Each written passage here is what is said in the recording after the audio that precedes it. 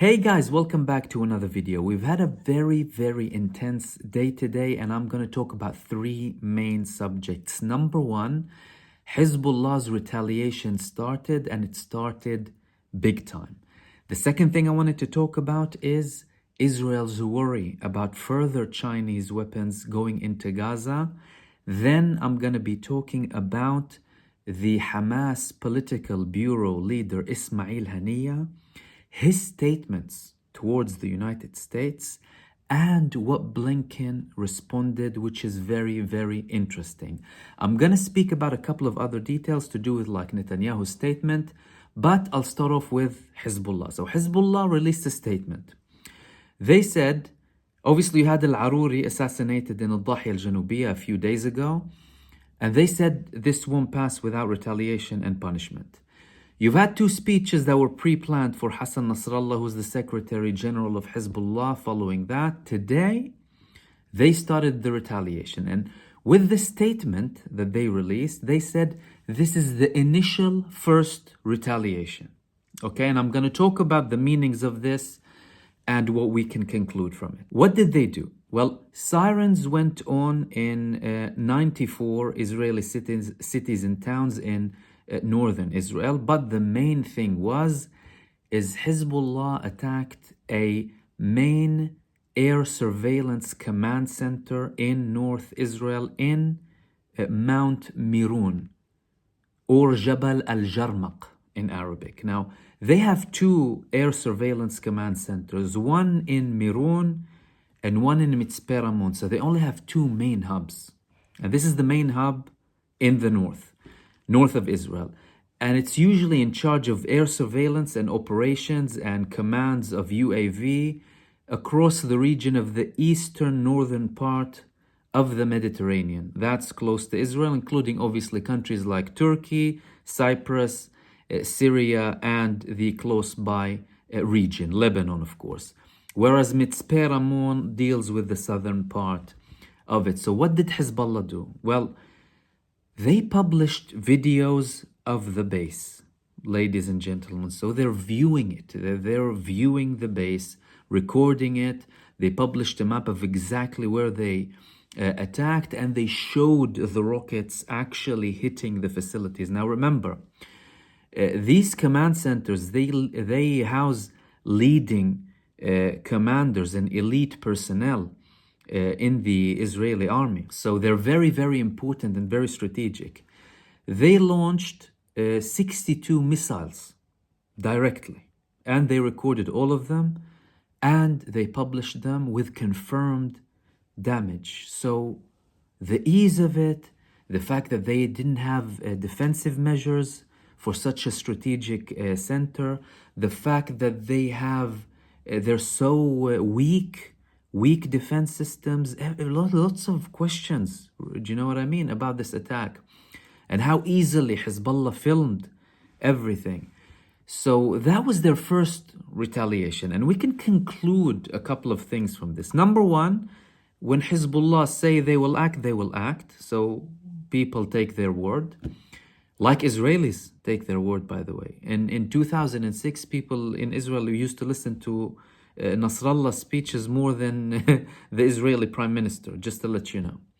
So they said, we will retaliate. This is the beginning of the retaliation. So this is phase one. Another thing we conclude here is any attack in Hezbollah's main locations is the reaction is from Hezbollah. So they assassinated the Hamas members, right? They didn't target Hezbollah. But this is a message saying, you attack in our territory, it's our responsibility to retaliate. So I spoke about previously when they assassinated Al-Aruri, that Hamas didn't say that they will retaliate. But Hezbollah said we will retaliate because it was in their territory. Now, Israel obviously didn't confirm it was them. They said we only targeted Hamas, not Lebanese people or Hezbollah, because they kind of didn't want them to react. But Hezbollah said we'll react, and here we go. They reacted. This is our territory, clear message, and expect more. This is the message that we're getting from them. Secondly, moving on to Gaza. So the most intense stuff the big highlight of the day in terms of battle was from Lebanon, but that doesn't mean Gaza was quiet. No, no, no. Hamas and the Palestinian resistance posted yet even more videos of them attacking Israeli tanks and Israeli personnel, direct targetings, confirmed killings, confirmed casualties, with a few surprising things, by the way. They mentioned something before that some of the Israeli tanks were burning for multiple days. Today they showed the same thing.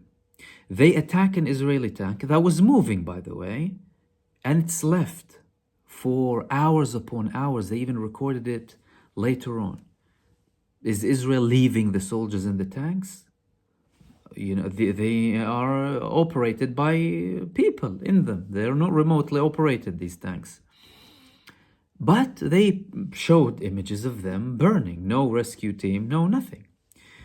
Another thing here is Israel admitted that the deputy leader of Nahal Brigade was killed in Gaza. Yet another senior figure that they admit to being killed in Gaza. Obviously, the people who they don't admit to being killed are way more, but they admitted to him being killed in Gaza today. Now, with regards to the operations and what's happening in Gaza, it's all across Gaza, but today's most intense battles were still in the north. Again, that area that they always stated that they are going to completely take control of, expel the population. We're almost there with it. Most of the intense battles are still in the north. The resistance is posting videos of them. They're roaming around, carrying out operations, and going back and hiding. Another thing that Hamas published today is, you remember, I think it was about last week or even more, because every day there's something new. 3 Israeli hostages in Gaza fled. And they had white flags and they were calling for help in Hebrew for the IDF to come and rescue them. They were shot and killed. Outrage in Israel. The sibling of one of them had even a conversation with Yoav Gallant. He told him, he said, I will pursue you up until you go to prison. He said that in a radio show that he was on. I think it was 103 FM in Israel. And they're raging against them, against the leadership. Today, Hamas released a video of the same people, of them saying, I hope to see my family soon. Everyone sending a message to one family member. You know, we're being treated well, but I send a message to our government. Stop bombing. We were attacked 3 times where we were. And please rescue us. Confirming things that we already know, like they bomb the hostages. They don't care if they're there. They try and kill them. All of these things. Hannibal directive. But a significant thing here. So it's obviously something from Hamas to put more pressure on the Israeli government. Obviously, psychological warfare against Israel. But the interesting part here is a couple of things. Number one, these were reservists. They weren't civilians. That's number one. Number two, this confirmed that they were with Al-Qassam brigades, not like a small group. So they were Al-Qassam, which raises questions. What happened to Al-Qassam fighters? Were they killed in an attack and they went out? It doesn't look like it. What seems like it, from the way they went out, the fact that they had flags and stripped and speaking in Hebrew and giving all of these signs, it was carefully done, which sends a couple of messages here. If they can no longer control them or keep them safe, Hamas, they release them. That's the message. They don't kill them. Because think about it. Usually with these people, you'll have multiple people protecting them. It's almost impossible for them to be attacked and, the hostage is staying alive, because the people who were released confirmed that they were next to them all the time. So Hamas are not killing all of those. And as a matter of fact, if they reach a level where they're unable to keep them secure, they would rather release them. Now, did Hamas know Israel's going to kill them to show Israel off? Maybe. But clearly, they're not there to kill each and every single one of them. If they anticipated that the Israeli army is going to kill them, that's, I don't know, you can call it sophisticated, because they would obviously create havoc between them, which was what happened. But clearly, they could no longer control them, or they were attacked, or they weren't able to keep them safe, and they released them. So that's another thing here, and that's sparking more outrage in Israel, and more people are protesting now in Tel Aviv and Haifa, the families of the hostages, and it's all over the place. Another thing, Israel confirmed that.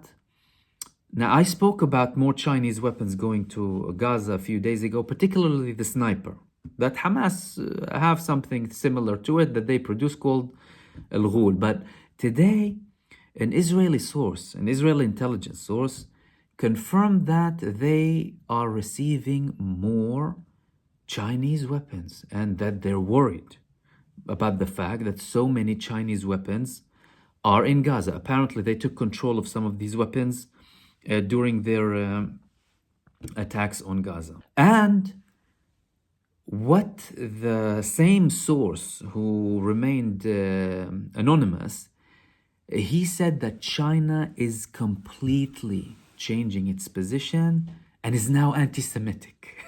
Imagine, anti-Semitic because it's opposing Israel, that typical label that they have. But they're fuming with China, and they want to check if the Chinese have directly sent these weapons to Gaza, or it went to them through a third party, because you're talking about a variety of weapons apparently, and not just the sniper that we spoke about a few days ago and that was published. And the final thing I wanted to talk about is the statements from Ismail Haniyeh, the political bureau leader of Hamas, and a statement from Blinken afterwards. Now, in the beginning of the war, the tone of Hamas against the United States administration, very fierce. Obviously, they supported this genocide. They supported these crimes against humanity. But today, the tone is changing a little bit. And obviously, with these things, you try and read between the lines, the body language, how they're talking, the context, what they speak. So what did Haniyeh say? He said that, I hope Mr. Blinken, when he comes for his tour, he reached conclusions that in the last 3 months and the level of mistakes and blind support for Israel were wrong, and they led to unprecedented war crimes against humanity and massacres. We hope that they focus on ending the war and ending the occupation across all Palestine. Now, I know some of you might see this as normal, but usually they will elaborate as to which parts of occupied Palestine, because Hamas previously had political stance of we're always talking about 1948 territories, but then they said we're willing to accept a temporary solution with 1967 borders.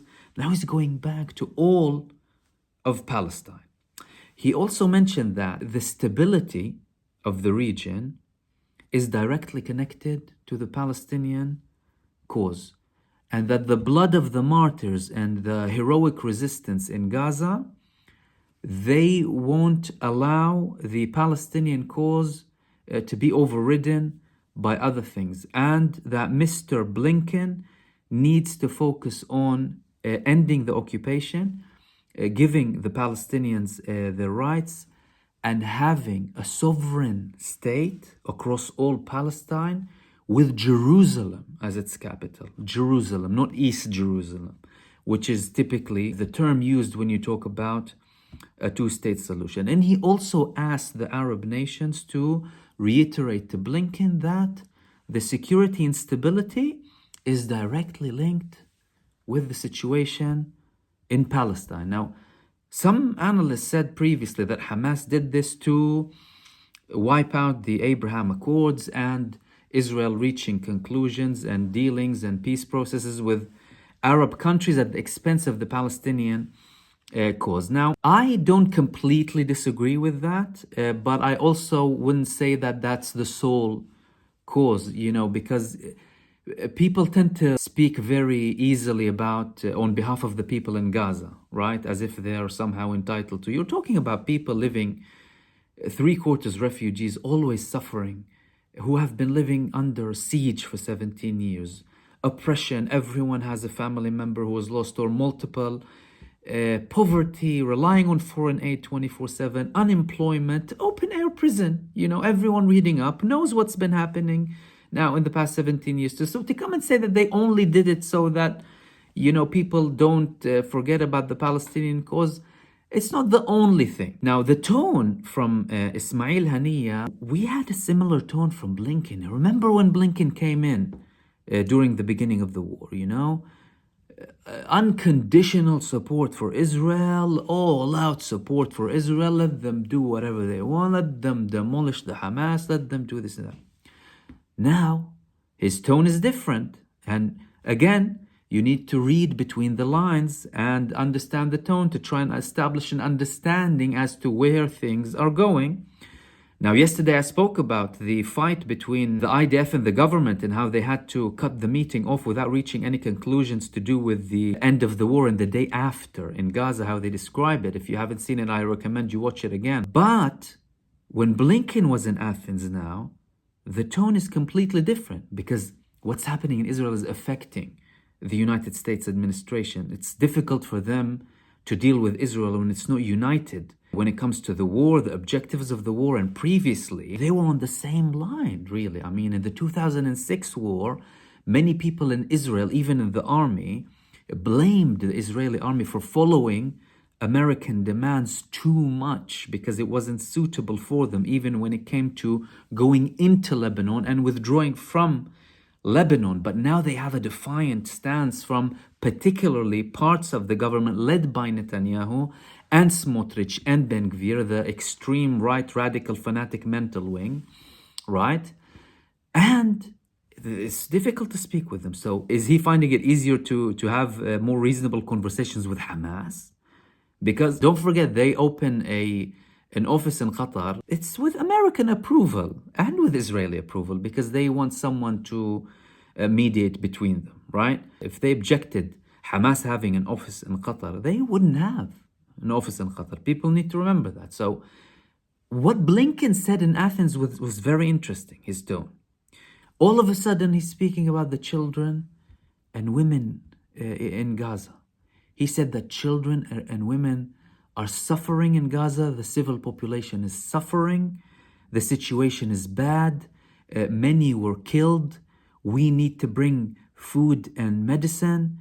We need to protect Gaza, rebuild Gaza, and it's going to be ruled by the Palestinians to achieve a long-term peace. So Blinken is not talking about Gaza being ruled by anyone else. Yet you have Netanyahu, who says we want to have ultimate security control. And obviously his radical allies, fanatic, mental, call them whatever you want. Okay, some people tell me, why you use this term, because I use so many terms if you look through all of my videos. But Smotrich and Ben Gvir particularly, they want to resettle in Gaza. But you have Blinken here representing the United States of America, Israel's biggest ally, Israel's biggest supporter. All of their weapons are from the United States. They rely on them for weapons, for everything. He's having this tone. And it seems like he's having better conversations with the Turks now and with the Arab nations. But we're going to see what's going to happen when he speaks with Netanyahu. Because Netanyahu just released a statement earlier on this evening, a few hours ago, very short statement, reiterating the same thing. Hamas attacked us with a massive terrorist attack on the 7th of October, unprecedented, and we're continuing with our aim to demolish Hamas and make sure that Gaza never threatens us again. So you're at loggerheads with the United States administration.